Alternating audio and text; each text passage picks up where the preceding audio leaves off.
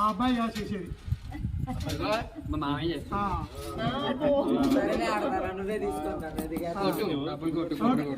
కొట్టమ్మా